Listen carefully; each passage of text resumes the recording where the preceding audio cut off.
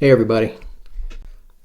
So this video today is probably going to make some of the men laugh, but I recently was working on a project that I had a young lady who I had to give her my drill, and I asked her to go ahead and try to drill something for me, and she had no idea how to release the chuck and to tighten it on a typical battery powered hand drill.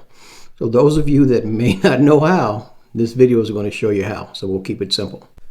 Okay, so this is my DeWalt drill, and just to give you a little bit of information about just tightening this and loosening this, typically what you have to do, if you look at the drill, there's a button right here, but this button actually comes through the other side if you look here. So depending on which direction you push it will determine which direction that this thing actually spins. So if I push it this way, it's going clockwise. If I push this button here, now it'll go the other direction, counterclockwise. Push it this way, clockwise. Push it this way, counterclockwise.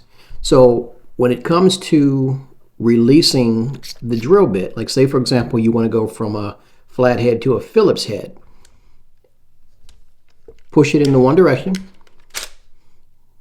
When you're going clockwise, you see it's loosening itself.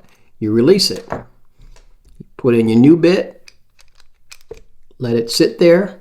You have to grab this. This is called the chuck. You have to grab it. And when you hold it, you push your button here.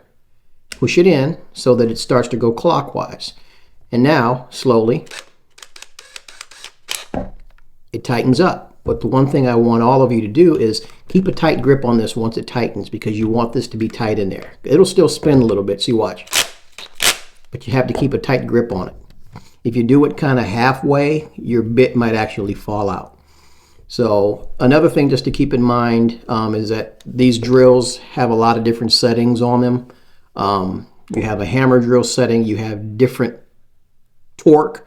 Torque is how fast or how slow the drill is actually going to go.